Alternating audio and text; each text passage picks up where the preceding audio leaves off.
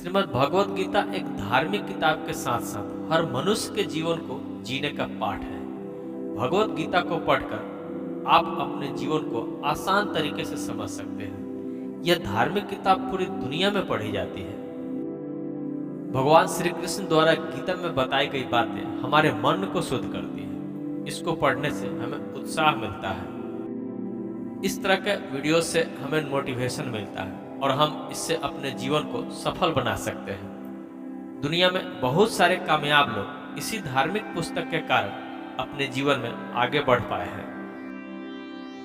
आपको भी यह किताब पढ़नी चाहिए। आज हम इस वीडियो में श्रीमद् भगवत गीता कोट्स के बारे में जानेंगे, जिससे आप अपने जीवन को सफल बना सकें। भगवत गीता के अनुसार नरक के 3 द्वार हैं: वासना, क्रोध और लालच। जिसने मन को जीत लिया उसने पहले ही परमात्मा को प्राप्त कर लिया, क्योंकि उसने शांति प्राप्त कर ली। ऐसे मनुष्य के लिए सुख दुख, सर्दी गर्मी, मान अपमान सब एक है। जो दान कर्तव्य समझकर बिना किसी संकोच के किसी जरूरतमंद को दिया जाए वह सात्विक माना जाता है। ईश्वर, ब्राह्मणों, गुरु, माता पिता जैसे गुरुजनों की पूजा करना तथा पवित्रता, सरलता, ब्रह्मचर्य और अहिंसा ही शारीरिक तपस्या है। हे अर्जुन, परमेश्वर प्रत्येक जीव के हृदय में स्थित है। भविष्य का दूसरा नाम संघर्ष है। श्री हरि कहते हैं कि जो मुझे सब जगह देखता है और सब कुछ में मुझे देखता है, उसके लिए न तो मैं कभी अदृश्य होता हूँ और न वह मेरे लिए कभी अदृश्य होता है। मैं हर जीव के हृदय में परमात्मा स्वरूप स्थित हूँ। जैसे ही कोई किसी देवता की पूजा करने की इच्छा करता है, मैं उसकी श्रद्धा को स्थिर करता हूँ, जिससे वह उसी विशेष देवता की भक्ति कर सके। जो महापुरुष मन की सब इच्छाओं को त्याग देता है, वह अपने आप में ही प्रसन्न रहता है। उसको निश्चल बुद्धि कहते हैं। हे अर्जुन, जो जीवन के मूल्य को जानता हो उसे उच्च लोक की नहीं अपितु अपयश प्राप्ति होती है। जो विद्वान होते हैं वो न तो जीवन के लिए और न मृत्यु के लिए ही शोक करते हैं। जीवन न तो भविष्य में है न तो अतीत में, जीवन तो इस क्षण में है। खुद को भविष्य के योग बनाना ही सफलता और सुख का एकमात्र मार्ग है।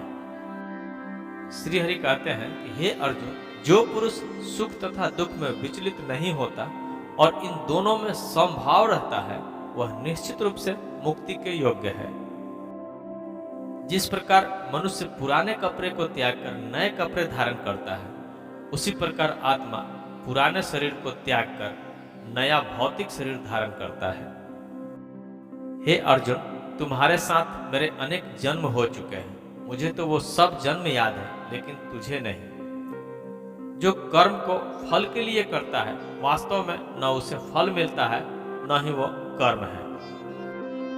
फल की लालसा छोड़कर कर्म करने वाला पुरुष ही अपने जीवन को सफल बनाता है। जो मनुष्य कर्म में अकर्म और अकर्म में कर्म देखता है, वह सभी मनुष्यों में बुद्धिमान है और सब प्रकार के कर्मों में प्रवृत्त रहकर भी दिव्य स्थिति में रहता है।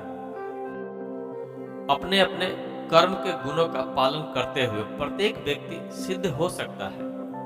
यज्ञ, दान और तपस्या के कर्मों को कभी त्यागना नहीं चाहिए। उन्हें हमेशा संपन्न करना चाहिए।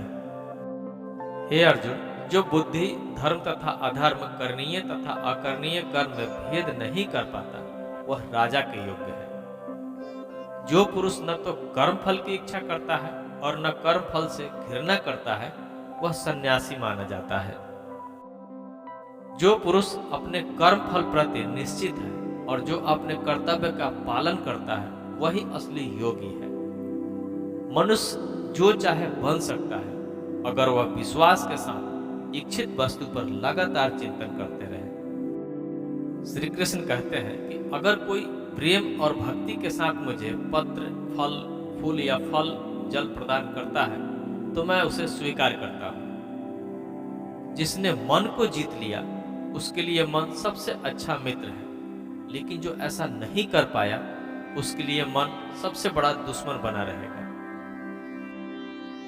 श्री कृष्ण कहते हैं कि मैं ही लक्ष्य, पालनकर्ता, स्वामी, साक्षी, धाम, शरण स्थली तथा अत्यंत प्रिय मित्र हूँ। मैं सृष्टि तथा ब्रह्मांड सबका आधार, आश्रय तथा अविनाशी बीज भी हूँ।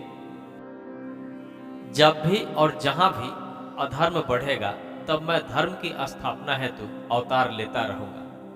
भक्तों का उद्धार करने, दुष्टों का विनाश करने तथा धर्म की फिर से स्थापना करने के लिए मैं हर युग में प्रकट होता हूँ। जो लोग निरंतर भाव से मेरी पूजा करते हैं, उनकी जो आवश्यकता होती है उन्हें मैं पूरा करता हूँ और जो कुछ उनके पास है उसकी रक्षा करता हूँ। श्री कृष्ण कहते हैं कि हे अर्जुन, जो मेरे भक्ति भाव के सत्य को समझ लेता है वह इस शरीर को छोड़ने पर इस भौतिक संसार में पुनर्जन्म नहीं लेता है, बल्कि मेरे धाम को प्राप्त होता है।